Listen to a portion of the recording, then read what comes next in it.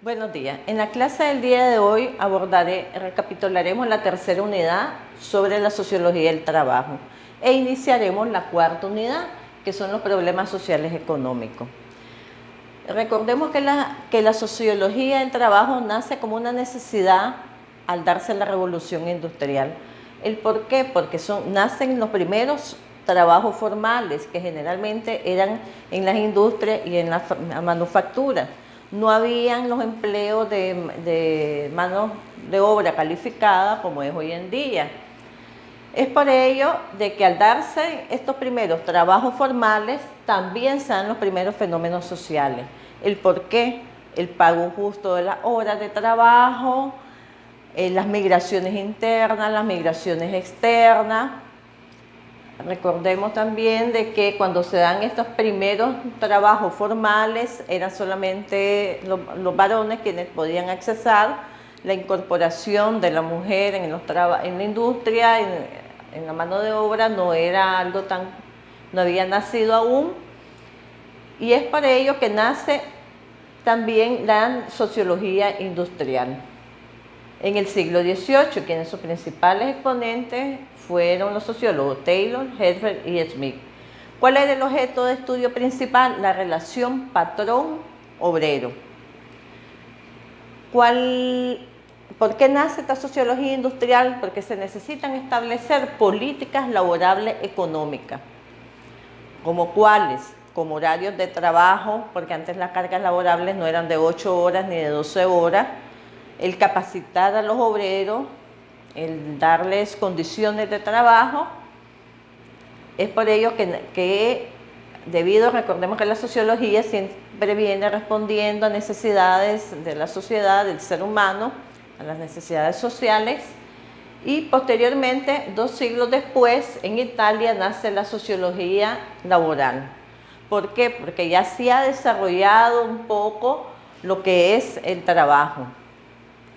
Y ya no es respondiendo a una demanda relación obrero-patrón, sino respondiendo a otras demandas dentro del ámbito laboral. ¿Cuáles son estas demandas?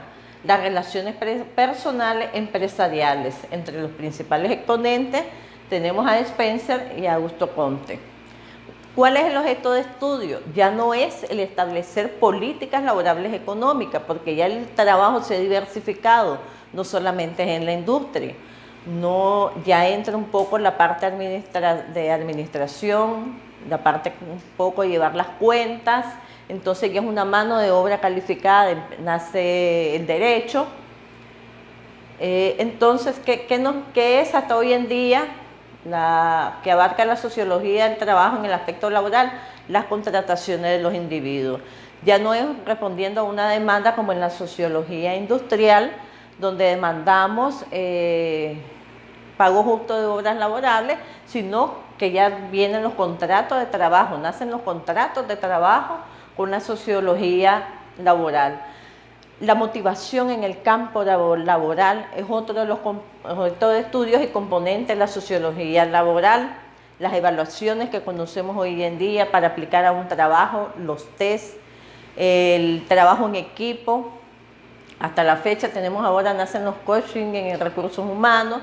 Vemos que como van cambiando las sociedades, se van transformando las sociedades, asimismo esta sociología laboral se va adecuando a estos cambios para responder a las demandas. ¿Qué va a pasar ahora en la situación actual, donde ya la mayoría del trabajo de la mano de obra calificada pasó de una empresa, de una oficina, a la casa?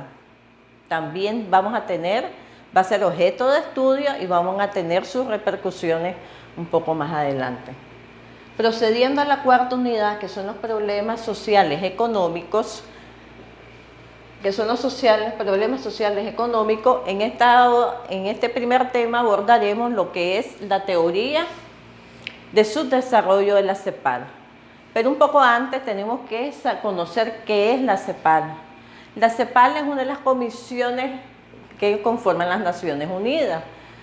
Nace en 1948. Es la Convención Económica para América Latina, la cual se reúne cada 2 años, participan los Estados miembros y hay otros invitados que les interesa formar parte de los cabildos que se dan, de las nuevas propuestas que hace esta Comisión Económica.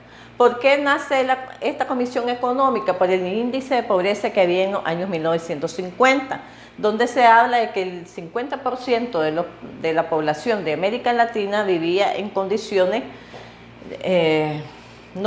casi infrahumanas, sino de poco consumo. Ahora, hoy en día podemos abarcar 4 aspectos importantes en toda la historia de la formación de la CEPAL.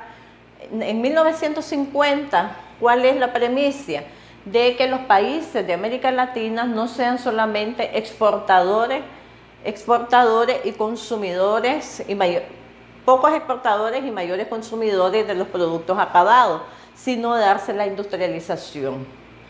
Digamos, ya en 1950, un traje, no existía en la zona franca, no había industria de costura, entonces todo se tenía que importar. Entonces, esa desigualdad de que fuera mayor las importaciones que las exportaciones, hacían que la brecha de desigualdad social y de pobreza fuera enorme. Entonces, en 1950, ¿cuál es la propuesta de ellos? Que los países miembros, todos los países de América Latina, se empiecen a industrializar, teniendo la materia prima o a importar materia prima, a producir su propia industria. Es ahí que Brasil y México son uno de los países más destacados en ese aspecto. Vemos que México, Brasil empiezan ellos a fabricar autos, empieza la industria de la medicina, de la industria farmacéutica, entre otras. Ya en los años 1960, ¿cuál es la teoría la propuesta de la CEPAL? Que tienen que hacerse reforma en esas industrias, no solamente en las maquinarias, no solamente en ciertas industrias, sino amplificarse y hacer una homogeneización social. En 1960 nace a nivel de Latinoamérica lo que son el seguro social. Nicaragua es uno de los primeros países donde se instaura el seguro social. En 1980, ¿cuál es el otro punto, el otro aspecto que toca la CEPAL? Es que hay que superar la deuda externa en nuestros países. Y en 1990, con los cambios sociales y demás, se da una transición industrial y una diversificación de nuestras exportaciones y de nuestra producción de nuestra manufactura. Digamos, en los años 1950 no exportábamos artículos de cuero, no exportamos productos no tradicionales como el maní, como las semillas de ajonjolí, como el achiote, y ahora sí, a raíz de 1990, a través de los centros de exportaciones y demás, se da esa capacitación y esa tecnificación para exportar a los pequeños, para superar un poquito la brecha social. Según los informes de la CEPAL, desde que surge la CEPAL en 1950 hasta los años 1990, la reducción de la pobreza con el desarrollo de los países bajó la brecha entre el 50 y el 30% cada país. Ahora, ¿cuál es la teoría de subdesarrollo actual que tiene la CEPAL?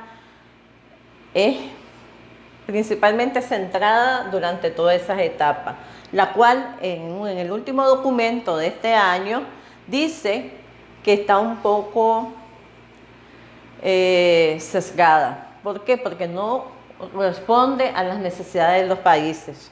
En primer aspecto, ellos destacan 3 aspectos importantes. Hay un sesgo recesivo de la economía internacional.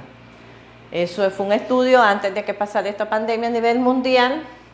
Hay un aumento de las desigualdades sociales. Eso conlleva un montón de factores sociales, digamos, el aumento de la criminalidad, el aumento de las migraciones hacia Europa y otros países. Se da también el alto índice de criminalidad y el tercer aspecto, un deterioro ambiental de nuestros países. Entonces dicen que esa teoría de subdesarrollo que se desarrolló hace 4 o 5 décadas, no es que no sea válida, pero sí ya está un poco sesgada. Entonces hacen la propuesta que en la próxima reunión hay un documento que se lo subirá a la plataforma, un documento introductorio llamado Horizonte 2030, que va a ser la próxima sesión.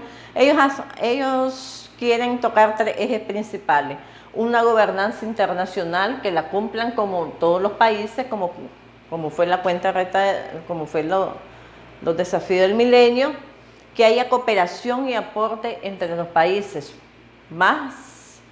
menos empobrecidos con los más empobrecidos, y políticas públicas en cada país. ¿Para qué? Para tratar de mitigar estos 3 aspectos de lo que estamos actualmente en el desarrollo socioeconómico. Eso es. En la plataforma subiré las tareas, que será un análisis. Agradezco el tiempo y la atención.